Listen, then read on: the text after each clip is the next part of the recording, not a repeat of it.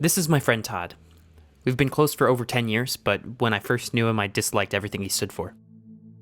He was in a band in high school called Another Voyage, and I was in a band called A Keen Sense of Sound. We were not rivals, and his band was way more popular. So that, in addition to the fact that he was a whole year younger, made me and all my friends a little bitter. Or very bitter. But then we started hanging out together in the basement of this other guy's house, and over time our goofy energies attracted. Since then, I've forgiven him for being in a better band.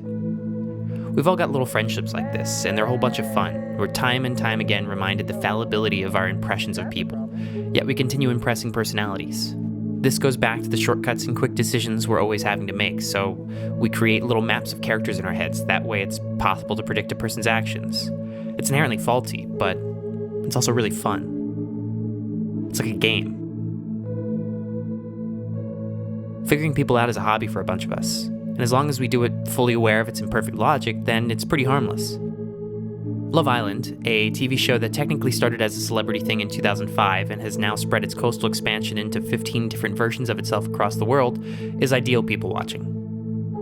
Ever since I've come out as a fan, I've heard a lot of criticism, most of it being very fair.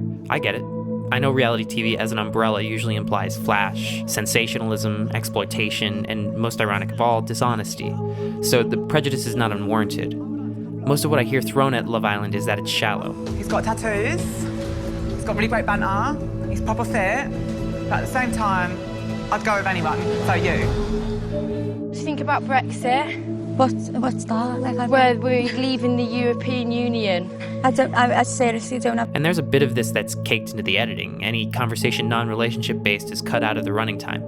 But besides cutting, there's nothing inherently shallow about it beyond the people themselves.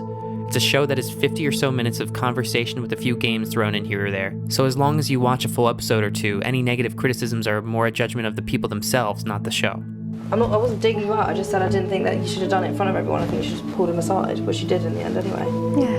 Don't get salty with me, Montana. Seriously. I'm not getting salty with you. I don't understand what I did. You called everyone fucking melts. Yeah. You all No, I called you a melt. No, you said you're all fucking melts anyway. No, I said you boys are melts anyway. I don't understand what world you lot grow up in. No, it's weird. We were in a calm situation. And what do you mean calm situation? You're all just fucking me off now. I did not come across confrontational. You did. Everyone else thought it as well in the whole room. Everyone else? Everyone who was fucking there. Don't be horrible to someone. It's not nice being horrible to people like that. It wasn't your place to butt in. You have no idea what the fucking people are saying to me. Everyone, Montana's crying. Whew. A season is entirely dependent upon the people that have been chosen for it. But like real people, they change.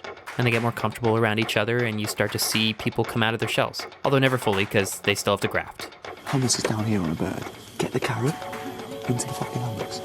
That's the thing, obviously I fucking love hummus, but at the moment, what's been going on is we've been getting that hummus with the olive in it, and I just don't like the taste of it. Exactly, and now finally, you ditched olives today. And what I'm thinking is, breadstick, celery, carrot, change up, see how you feel. You don't have to be one channel, just have a look. And the thing that truly makes it unique is that this is people in their 20s who aren't completely transfixed with what's going on their phones.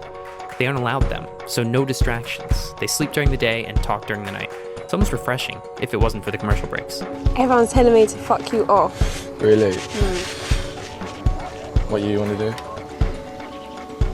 Well, I like you. I'm not going to beat around the bush. Do you like her? In that way? I couldn't see myself being with her. You're two different people. Yeah, completely two, we're opposites. Fun fact, these two are now married and very wealthy.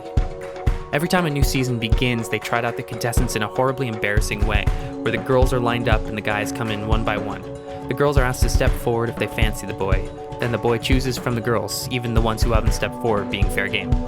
Many times, nobody steps forward, yet they still have to choose. It's quite an entrance, and extra embarrassing for these very attractive men who probably aren't at all used to being embarrassed by the opposite sex. They're humbled immediately. And from that point on, we, the audience, begin judging these people. We start to craft little personalities onto these humans, and they change over the course of the season, sometimes drastically. For instance, Terry from UK Season 2. When this guy came onto the show, I felt like he was the biggest gentleman I'd ever seen, completely cast into his spell. God, what a guy. But more episodes flew by, and suit shininess slowly chipped away until his reputation got all ruined for me and he left the show with a relief and a good riddance. If you want more detail, then watch it. It's a great season. I watch the show and evaluate people based on what they say and their actions, and reevaluate again, and reevaluate some more. These contestants are constantly surprising me, sometimes by their sheer shallowness, and sometimes by a depth it seems they don't even realize they contain.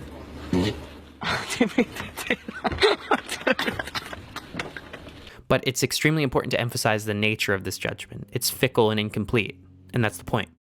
Some contestants have left the show and been welcomed with a barrage of nasty people on social media who think they know them. In a couple cases, past contestants have taken their lives years after being on the show. I definitely don't think it's right to assume we know anything about their state of mind when they made the decision to end their lives, but bullying certainly couldn't have helped. There's a classic entitlement that comes from fandom, a possession of your own perception of someone else.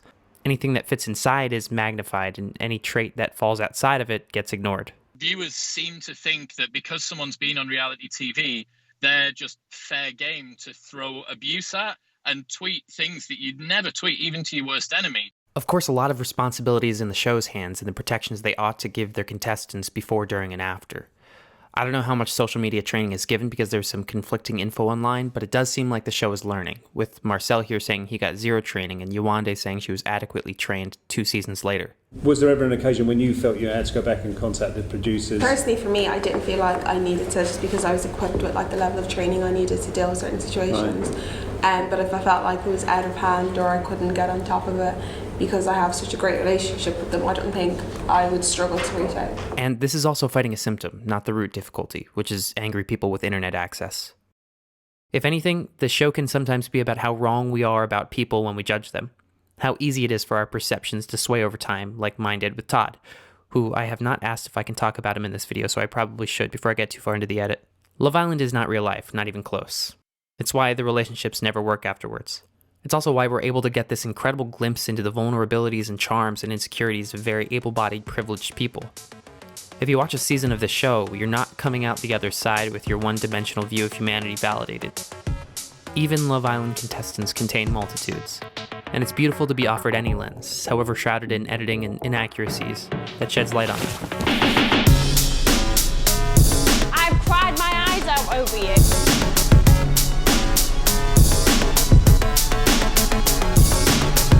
I don't know if I feel like it's sexual chemistry, do you know what I mean? Like, you'll be rewarded with a glitter party tonight.